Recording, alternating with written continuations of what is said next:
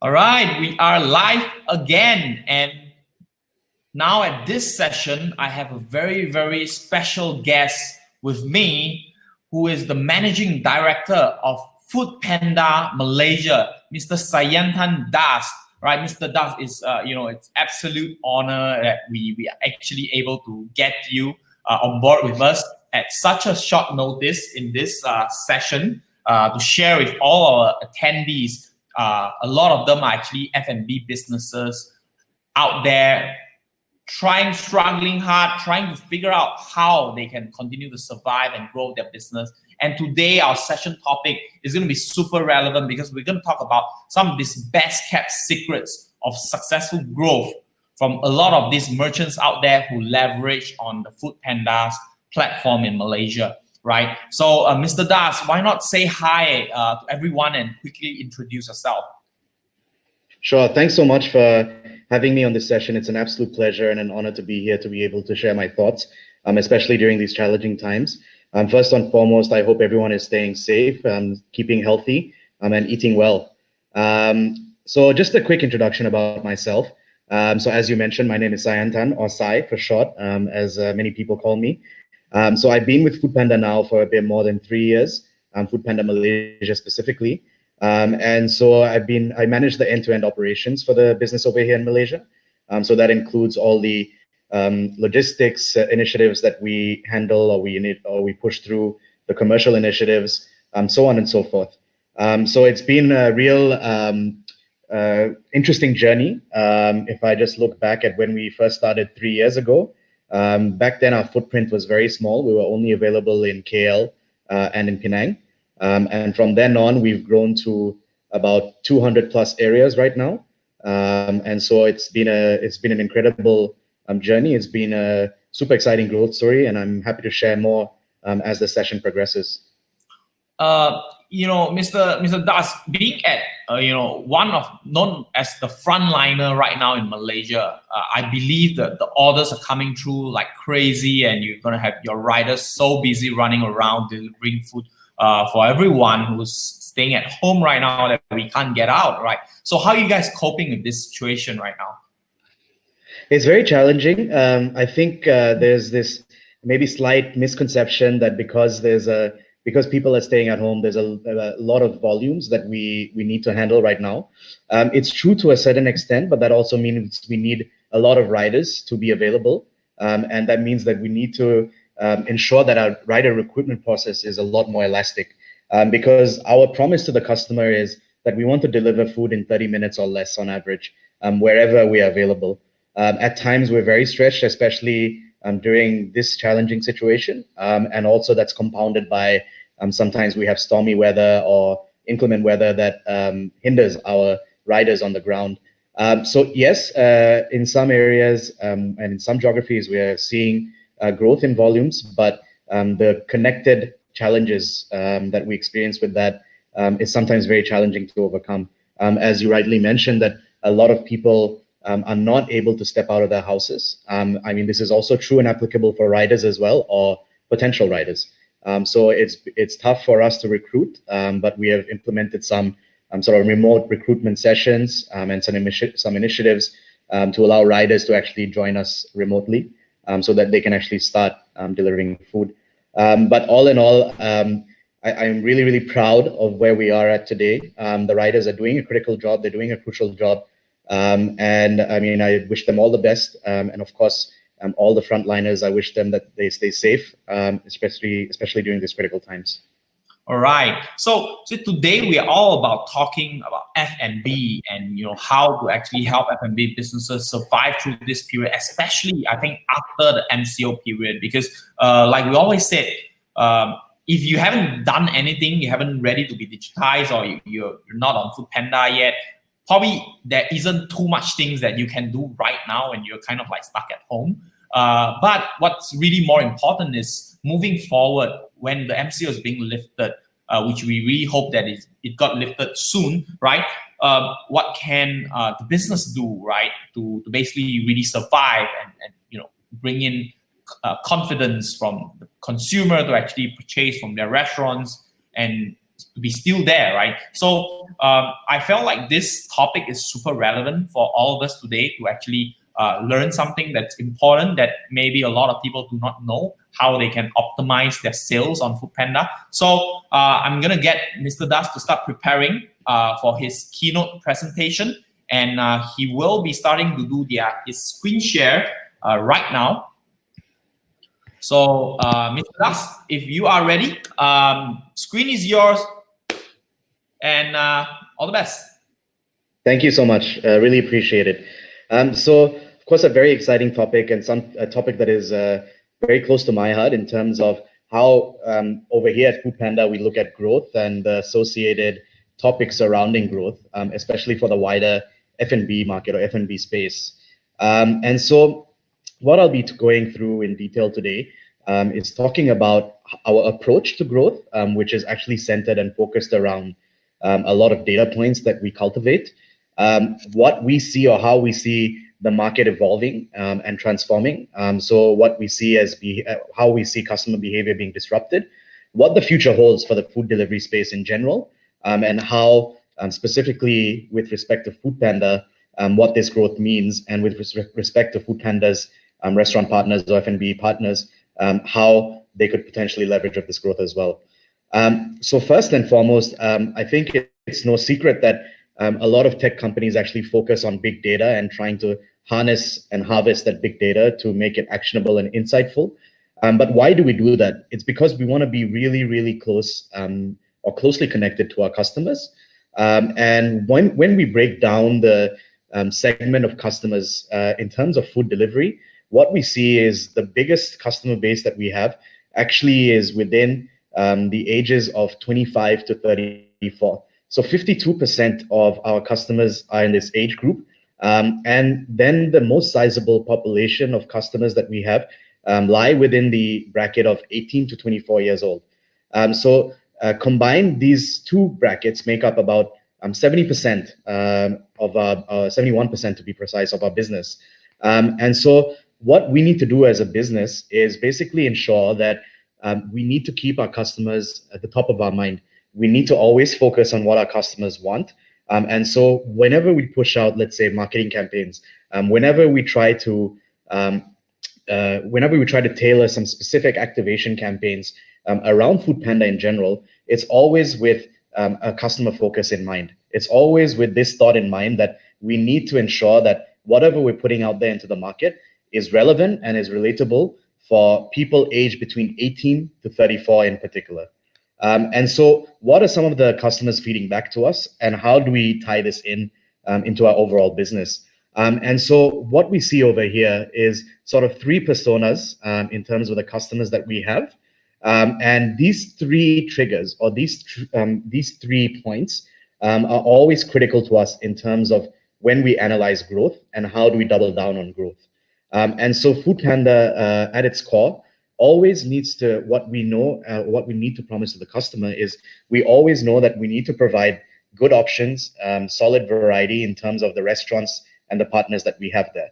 So it doesn't just mean that we bring on all the QSR chains, for example. We need to complement that with, let's say, snack brands like Baskin-Robbins, et cetera, et cetera. The other thing that customers in this age group are looking for is value for money. So we see that affordability is a huge driver for growth. So one thing that I think I always relay to our restaurant partners is please focus on, or they should really focus on the menu and how they actually tailor the menu to make it affordable to customers. So what that basically means is, let's say if you have a dish or if you have an item that may be priced at a slight premium, but you need to complement that offering with something that is more mass market, that's something that is readily accessible to customers who may not be able to afford that premium. So looking at bundle deals, looking at one-for-one deals, something along those lines is always a great crowd puller. And of course, what is specifically important and relevant for foodpanda is fast delivery. So our promise to the customer is, depending on the geography of the area that they're in, is to deliver food within 25 to 30 minutes. And we work around the clock. So of course, when the MCO settles, we will go back to a 24/7 delivery landscape in a lot of our geographies. And regardless of the time of day or time of night, we try to uphold our promise as best as possible to deliver in less than 30 minutes on average. And fast delivery times has actually shown that it is really critical because the faster we deliver, the better our reorder rates are. And this, of course, benefits the entire restaurant population or the restaurant partners that we have on the portal. So how do we see this market evolving? So right now we are seeing a significant shift in customer behavior, especially under the current circumstances or given the current situation. And this shift is only going to become more prominent. Already we've seen that a lot of businesses are trying to get online, and a lot of customers are shifting their buying patterns and the demand patterns to online sources, whether this is for food delivery, whether this is for grocery delivery, whether it's for just general online shopping.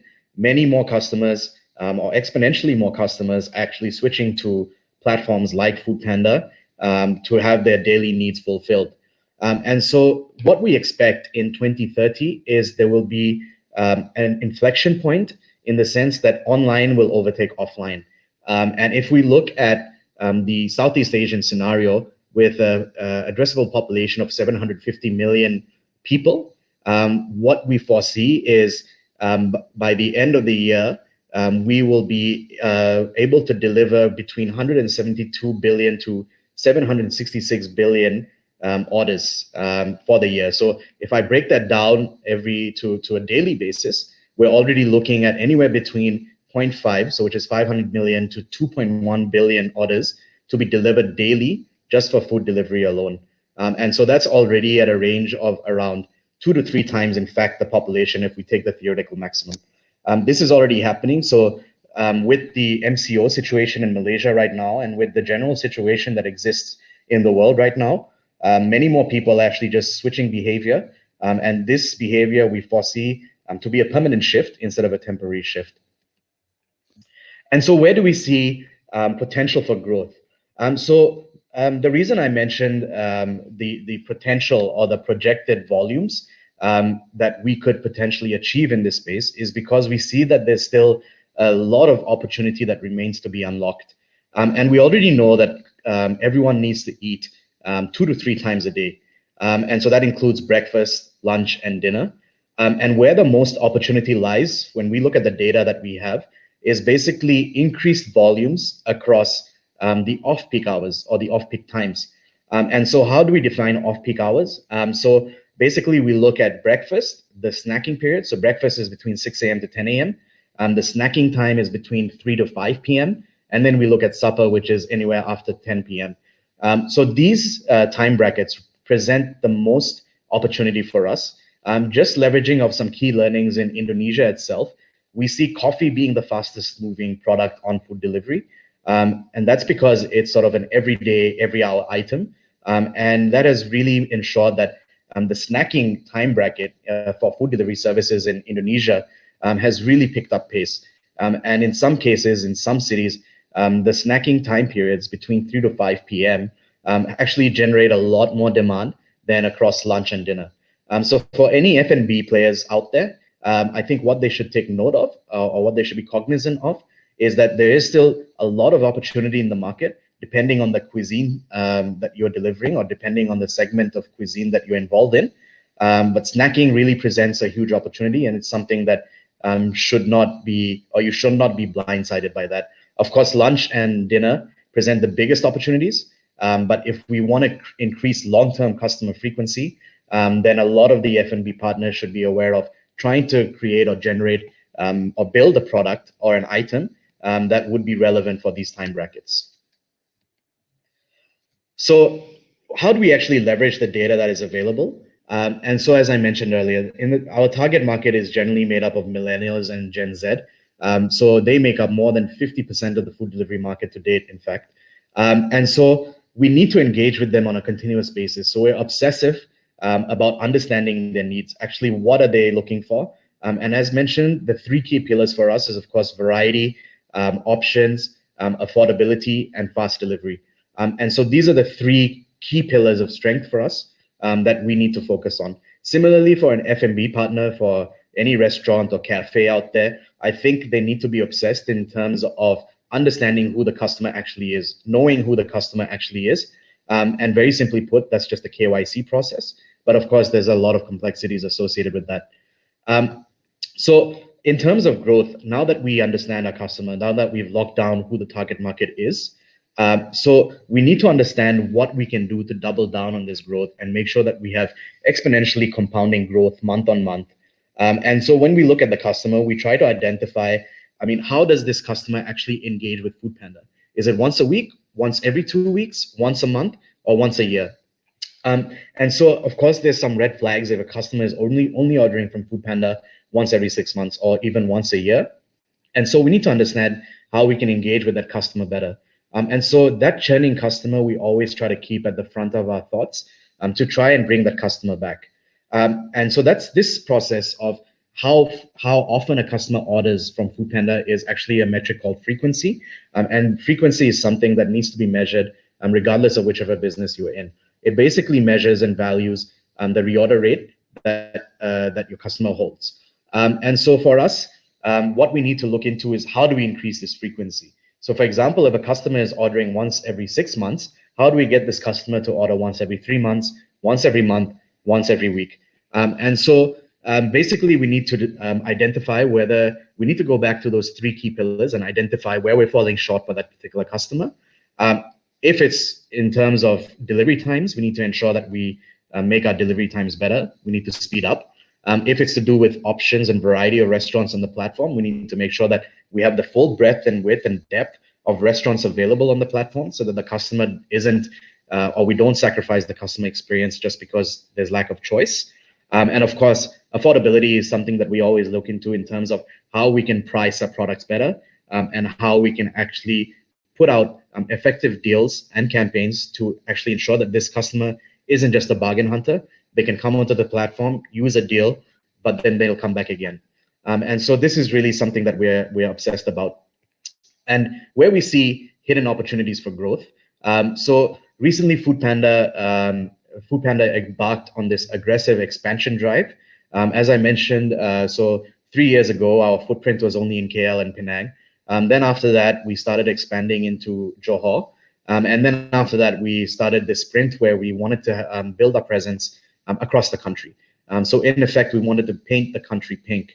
And so what we've noticed is customer behaviors differ slightly between geographies. So if I compare KL, let's say with a KK, in KK, customers actually don't mind spending above average just for the convenience. But in KL, customers are very, very picky about the speed of delivery and also the options that are available on the platform.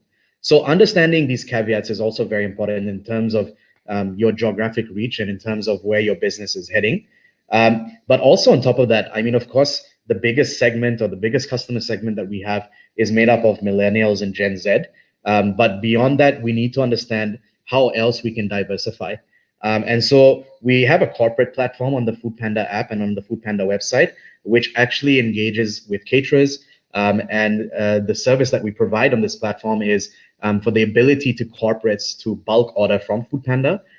What we've noticed is a lot of our orders actually get delivered to office spaces or corporate business parks. And so we see that there's a hidden opportunity there in terms of actually engaging caterers, engaging other restaurants to push out bulk deals or bulk products.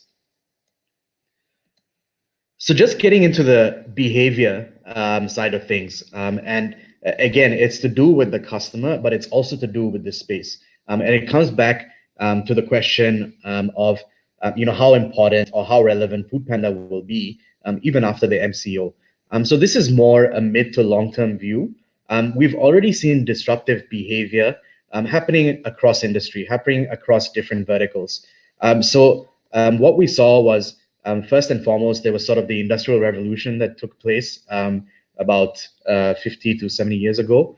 And so what happened was a lot of the processes started to get automated. There was globalized production of food and groceries. So human beings evolved from hunter-gatherers to becoming actually sort of algorithms in a system.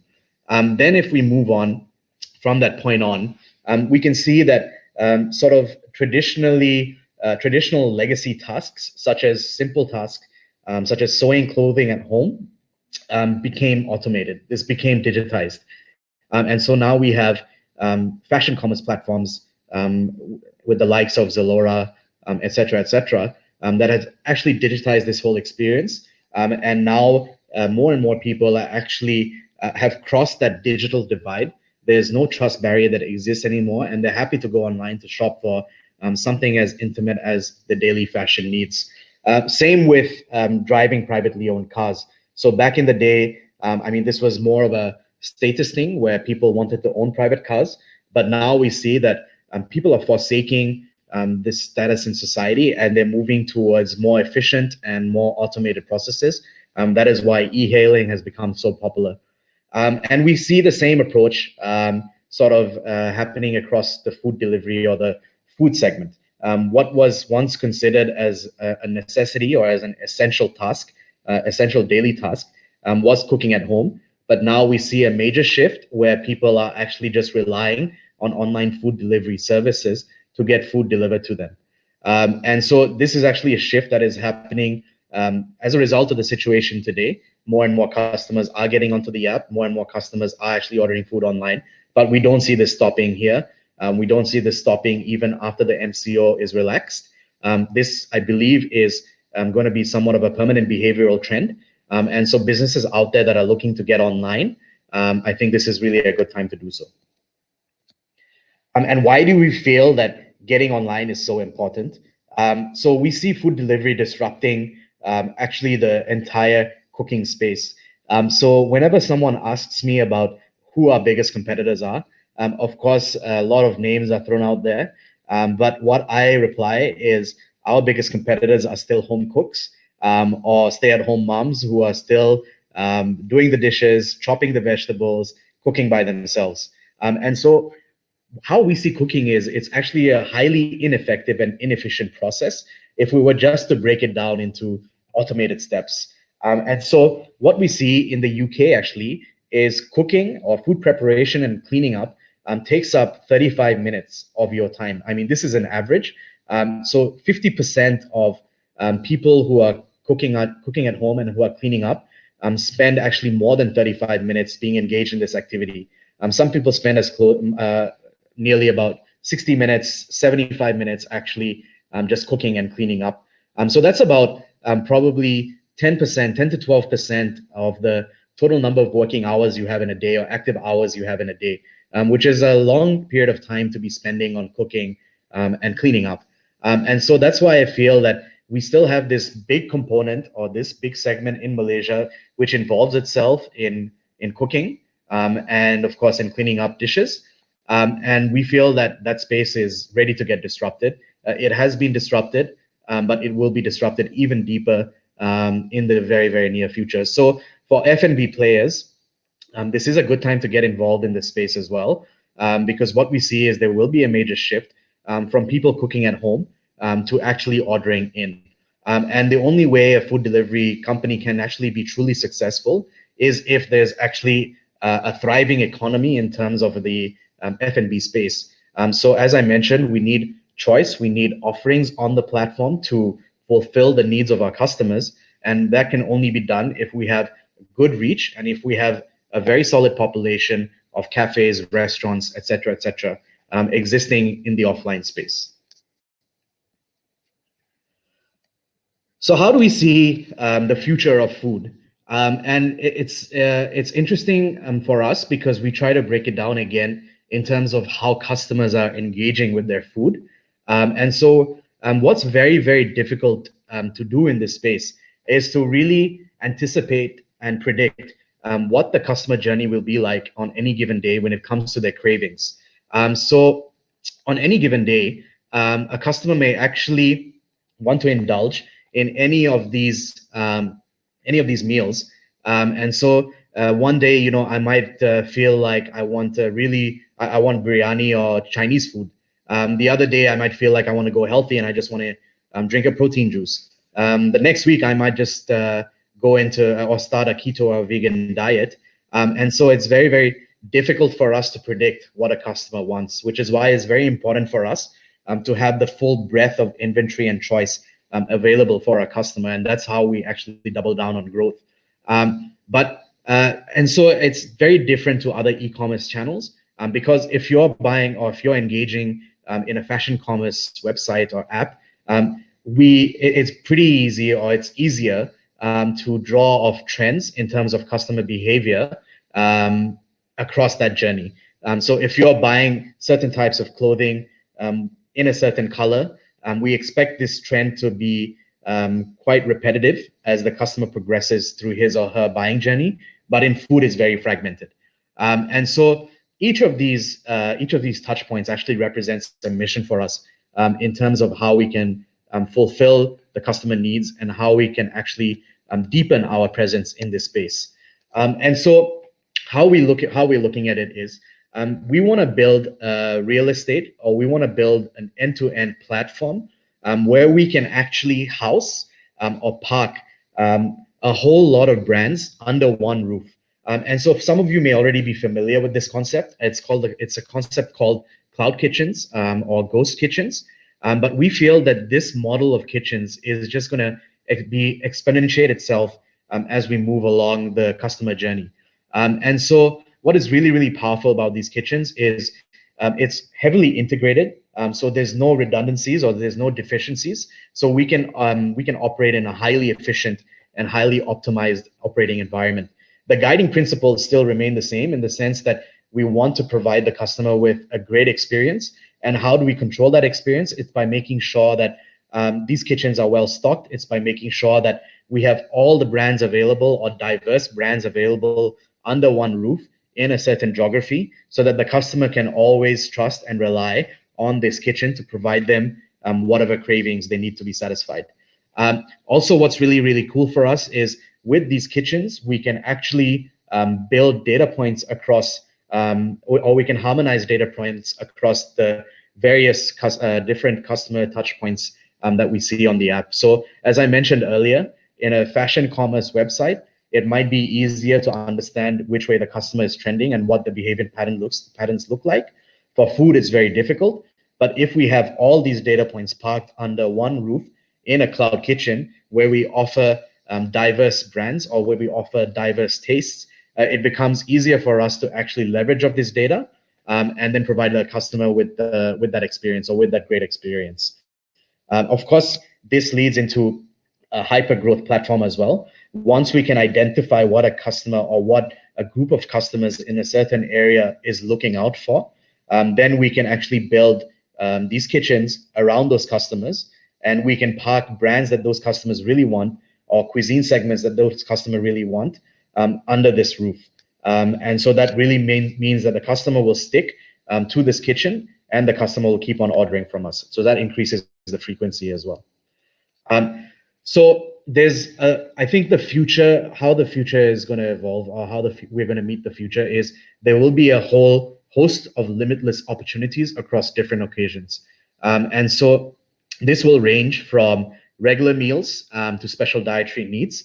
And so there is a lot of space still for F&B partners or upcoming restaurants and cafes to get their feet wet in the food and beverage space. And this this can range from anywhere from customers being able to snack. So cafes can actually come up with a snacking menu to sort of street food type cuisine, et cetera, et cetera. And so this is what we want to also harmonize. This is what we want to synchronize, and we want to place in our kitchens as well. So we're very interested in partnering up with such F&B partners out there, or upcoming, let's say, restaurant entrepreneurs to partner up with us so that we can build this whole ecosystem, this whole kitchen ecosystem as well, together to ensure that both foodpanda and that partner can grow by meeting the customer's needs. Something else that we have actually trialed. Let's see if this video plays.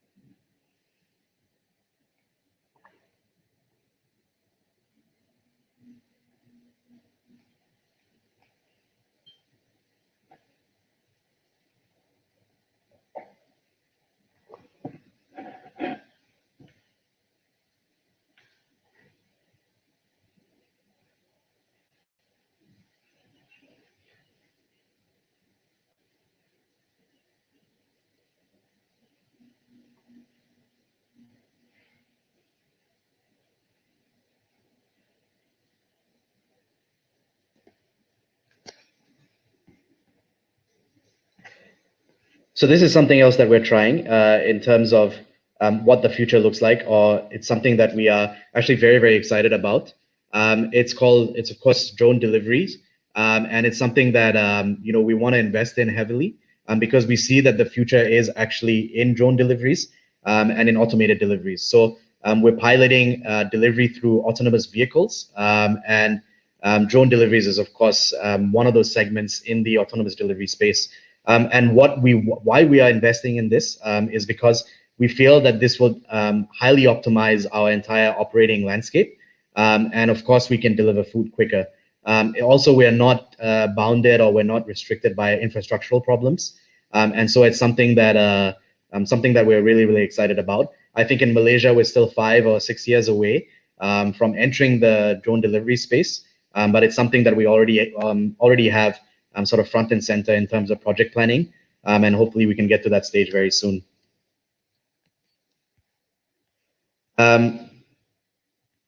So leveraging growth on foodpanda. How can we do this? So I think the first thing, the most important point to remember is foodpanda is actually not there or not here to cannibalize anyone's business. It's actually creating an additional revenue stream for F&B partners and F&B players out there. We provide an entirely different component to your business. And so what we do is we basically open up home deliveries for your business. So this would have previously been a channel that was inaccessible. And so we have the best technology in-house to actually ensure that deliveries are highly optimized. So of course we understand how important customer experience is, and we want to always maintain a positive customer experience. So it's something that we are obsessed about. It's something that we always think about around the clock in terms of how do we actually improve our technology, how do we invest resources better to make us smarter, and how we can then translate that into growth for restaurants. Because the smarter we get, the faster we deliver, that means the more growth there is for restaurants to leverage off. And so it's something that, of course, we're working hand in hand with the current partners that we have, and we're happy to work hand in hand with any other budding partner that's looking to join us. It's quite a cost-efficient model because if anyone has tried to actually start up a delivery company, it can be very, very expensive. It's capex heavy. It's of course there's a lot of variable costs involved, starting from paying rider salaries to ensuring that you have a website or an app that can sort of process delivery orders. So we already have that technology. We already have built that in-house, and on top of that, we actually market for the brand. So on top of being an additional revenue stream for restaurants, this channel actually is a marketing stream as well for restaurants, because foodpanda heavily invests in the growth of our partners. And you're probably aware that we have different campaigns running time to time. So on a month-to-month basis, we do have some aggressive campaigns that we launch, and this benefits the entire restaurant ecosystem on our platform. Another thing that we're looking to develop as well is introducing, or we have already introduced, a pickup feature. So this feature allows customers to actually visit the restaurants and take away their food themselves. This is proving to be a very popular stream or channel for customers to get food. I think especially during this situation, during this MCO period, customers are actually looking to leverage off this more and more. And so how does this help in terms of our F&B partners? It gets footfall into the restaurants. The customers pick up the food, and of course, at a very reduced delivery time. So as compared to home delivery, customers can pick up their food in less than 10 to 15 minutes.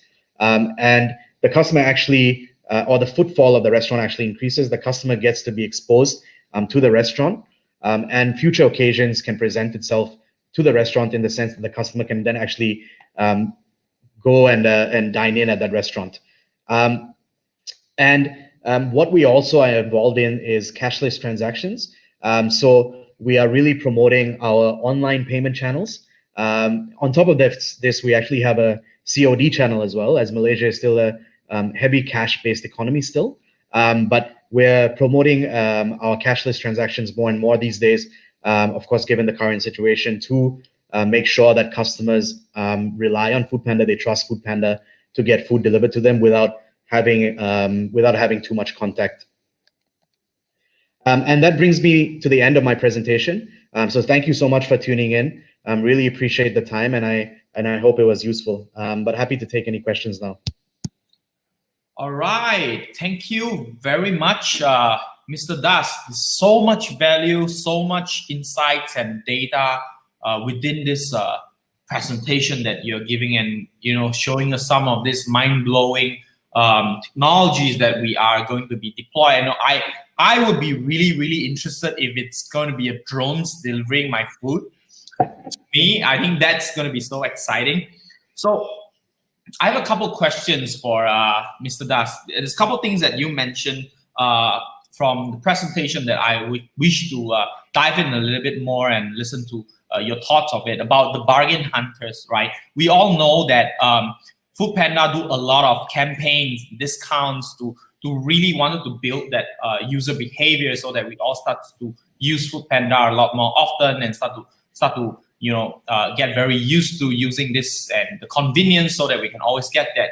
But of course, in the long run, as a business, we will want to kind of like weed out these bargain hunters who only buy during the discount period. So from your perspective, how should this be done properly? Because there's a lot of business like us who eventually are on board on foodpanda as well. And sometimes we also run a lot of campaigns together. We use co-funded kind of campaigns. So when is the time to stop doing this kind of campaign? When's the right time to continue to do this kind of campaign? Would you share some insights on this? So it's a great question. So I think in terms of deals and discounts, I think the market, or especially the Malaysian market, is always conducive towards this kind of an environment or landscape. Deals and discounts has existed for the last 30, 40 years. Even when digital media took center stage, deals and discounts were already there as well. So I don't foresee this to be limited, restricted, or stopped. But what I do foresee, or how I see the market evolving or transitioning, is better or strategically placed deals and discounts. So I think there needs to be a strategy involved in terms of what kind of deals and discounts that we offer. Of course, I think you will have a certain segment of your customer base who will always be deal hunters, who will always be bargain hunters. And that's fine, because at the end of the day, what the added benefits of that is these customers can actually provide some sort of a network effect for the brand itself. So that increases awareness. Where we want to actually capture the customer is, of course, in the consideration funnel, if we look at it from a marketing perspective or from a CX journey perspective. So once a customer, let's say, uses a voucher to purchase on foodpanda, we want to create that stickiness. So we want the customer to consider foodpanda more and more during the different touch points in that customer's food journey. And so once that happens, then you know that the customer is a loyal customer, the customer is a sticky customer. And so how we look at it is these deals and discounts are primarily there to bring customers into the ecosystem. Then it's up to us to provide a great service, and then that customer will actually stick to foodpanda. Of course, you mentioned that there's a lot of co-funded campaigns that we roll out there. And I think during this period of time, it's very important so that we break the trust barrier and the digital divide doesn't exist. So we need to let many more Malaysians know that an online delivery platform such as foodpanda exists, and we can actually fulfill their hunger needs. So that's, I think, why now we are looking, or we're doubling down in terms of promotions and campaigns we're running. But in the future, we will, and we have done this in the past as well. I think this will move to a more strategic angle, where if we need to target customers specifically in terms of discounts and deals, we're going to do that. Right. And the other thing that you talk about is cloud kitchen. This is something that seems like it's going to be a trend, but it's not really happening yet in Malaysia. We also heard news that foodpanda is also setting up your cloud kitchen in Malaysia, right? So is cloud kitchen the way to go? If I am an F&B business moving forward, when I expand, should I just look at going to cloud kitchen, or maybe I should just close down my current retail? Because the sentiment seems to be like moving forward to 6 to 12 months, consumers probably not coming as often to the food, to the retail malls, to shops, to dine in, right? So is this the way to go for us? And if there's any opportunity for us to be in the cloud kitchen? So again, a very good question. So in Malaysia, actually, we already have 2 cloud kitchens. So they're both in KL. And we are not stopping back, or we're not holding back from investing in more cloud kitchens. Actually, by the end of the year, we aim to have cloud kitchens in every major city across Malaysia. So in all the metropolitan cities. So from a business perspective, I think so. Cloud kitchens also have different models. So one model is where we provide the real estate, where we absorb the capex costs, and then we invite brands to actually become part of the crowd in the cloud kitchen. And that's really sort of a delivery outlet for these brands. And so that's a very powerful, it's a very powerful step forward. If you don't have as much capital to scale, or if you're, let's say, a restaurant in KL and you want to go to JB, but you don't want to set up an entire high street outlet, then the cloud kitchen angle can be very, very opportunistic for you. But also what we see developing in other markets, there's a trend where, let's say you, just as a case study or as an example, in New York, there was this chain, I think it was a pizza chain that had a few outlets scattered across New York. And so what they saw was they provided different side items or side dishes along with the pizzas that they delivered. And what they saw from a customer behavior perspective is customers were actually ordering or adding to cart more of the side dishes than the pizza itself. And these side dishes may have generally been desserts, may have been sort of things like calamari rings and stuff like that. So complementary to pizzas, but more customers were adding that to cart. So what they did was they actually created a virtual menu within that same kitchen space. So they actually just published an entirely different menu, cross-utilizing the resources that they already have in the kitchens to come up with, I think it was an Asian menu, which had sort of calamari stir fry, et cetera, et cetera. So they still had the pizza brand. The shop front was still sort of the pizza brand. It still reflected the pizza brand, but online and digitally, they had the pizza brand and this different menu altogether. That's something worth exploring, I think, if you're in this space. So two things there. One thing is, yes, I think it makes a lot of sense to occupy the kitchens that we are going to build. Second thing is just look at hidden opportunities within your kitchen itself. Right. So the other thing that I saw that it's very interesting that you share is that an average people are spending about 35 minutes of their time preparing food at home. And by using a food delivery platform and services like this, it really makes sense if you can actually get your food done, being delivered to you within 30 minutes. So then you spend lesser time doing this thing. And that's why you say you guys are really hitting hard on this and keeping an eye on if we can really send and get the food onto the consumer's hand the moment they order within 30 minutes. What is some of these best strategies that you will recommend for companies to do? Because it is really competitive also at the same time when we are on the platform itself. There's a lot of competitors out there. It's not like I'm within my neighborhood, people will see my shop and that's a few choices people will remember. But the moment we go on the app, there's like hundreds of thousands of stores. So how do we stand out on this part and how do we optimize this so that we can generate more sales on foodpanda? Yeah. So on foodpanda, actually, we have several algorithms at play which boost restaurants. A lot of this actually hinges around the operational efficiencies of restaurants. And so how we actually put a restaurant higher up, let's say in the listing, is if you can prepare food quickly and on time. So we don't expect that the restaurant would delay in terms of the preparation of the order. Of course, if there's a very positive customer experience. So if you prepare the meal and you deliver it to the customer, but there's an item missing, then of course that's a negative customer experience. So we look at what the fulfillment rates are like in terms of the actual full order. And of course, if you have a great price point, right?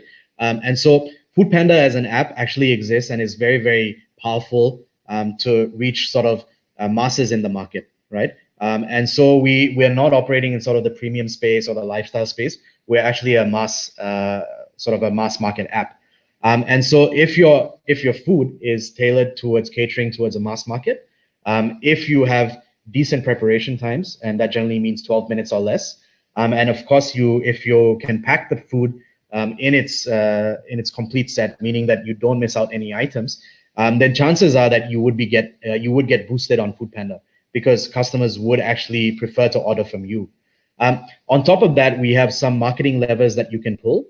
So of course, we have these things called swim lanes, which is very similar to the UI and UX that Netflix has. And some of the spots there are paid spots, but they're actually very affordable because they're tailored to the size of the restaurant itself. So you can actually invest in that marketing channel, and that can be an outlet for growth for you as well. And the ROI with that is actually proven to be very, very significant. On top of that, if you're planning to run a deal in your restaurant or your cafe, I would strongly suggest that you replicate that or mirror that on the foodpanda platform, because the moment you run a deal, you actually automatically get boosted by our algorithms as well. One last question, right? So if I am like for what you said, if I want to prepare my food within 12 minutes, and this means I really the moment the order comes in, I have to start preparing. Will that means that moving forward in the future, a lot of people will do kind of like pre-cooked meal when they're preparing food for the foodpanda delivery orders, and they probably will kind of like separate the menus that they have for food delivery business and their restaurants business. Is that the kind of way forward we are looking at? So I think this is something of a trend that's actually happening across China and India right now. So a lot of the popular restaurants are actually segmenting the menu. They're splitting their menu. And so they have 2 or 3 menus actually available online. It's not like they take down one menu and then put up a different menu altogether. But it just helps for them to actually diversify their offering, right? So this of course ensures that they can leverage off growth by having a different presence online altogether. But I don't foresee that restaurants will actually curate or innovate new menus altogether. I think the dine-in menu, to have that mirrored on the foodpanda app and website, is actually very, very important, because what we need to remember is a foodpanda customer may actually be your dine-in customer as well. And at the end of the day, what's really important for that is for them is to have that sense of familiarity. And so let's say if they scroll through foodpanda and they see your restaurant, they would actually expect the same menu with the same prices. And so from a customer experience perspective, that's very important. I think what would happen in the future is more and more restaurants and cafes would get smarter in terms of the production capabilities, in terms of the kitchen operations, in terms of how they manage efficiency and labor. And so this will actually shave off a couple of minutes. And already you're probably down from 15 minutes to 12 minutes.